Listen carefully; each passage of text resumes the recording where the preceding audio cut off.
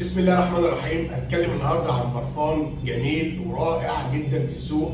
البرفان ده برضه هنتكلم عن اقوى نوعين فيه مطلوبين جدا. طبعا انا بتكلم عن النوع الرجالي، مطلوبين جدا في السوق وعامل من زمان خالص خالص، عامل ضجه جامده ومنتشر في السوق. بس حضرتك برضه ليه انا بقول لك الفرق ما بين النوعين دول؟ ان هو جوتشي، هو جوتشي، النوع اسمه جوتشي، بس في جوتشي عود وفي جوتشي جيلتي.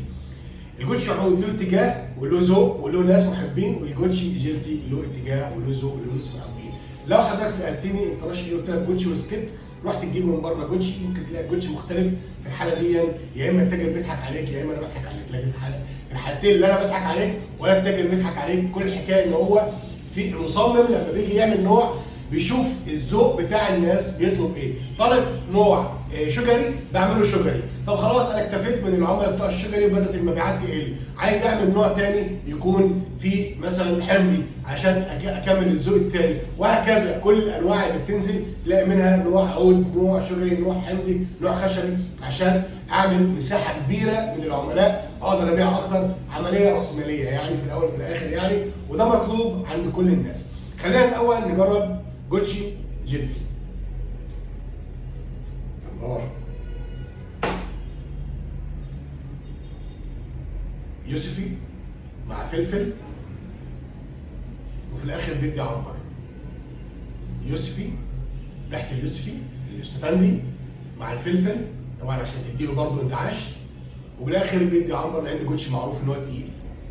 ده ريحه جوتشي جيلتي. يبقى انت ما تحب الحاجه اللي في قلبها البرتقال اليوسفندي مع الفلفل والقاعده بتاعته تكون عنبريه، في ناس كتير طبعا بتعشى على العنبر، تعرف على طول انت عايز جوتشي جيلتي. طيب نشوف بقى جوتشي عود.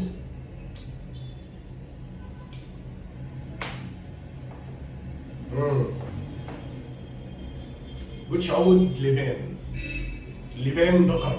عارفين اللبان الدكر؟ لبان داخل معاه خشب صندل، لبان وخشب صندل.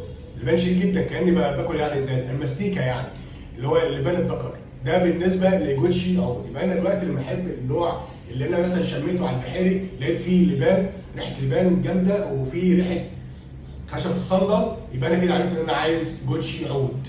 طيب لقيت ان هو فيه يوسفي مع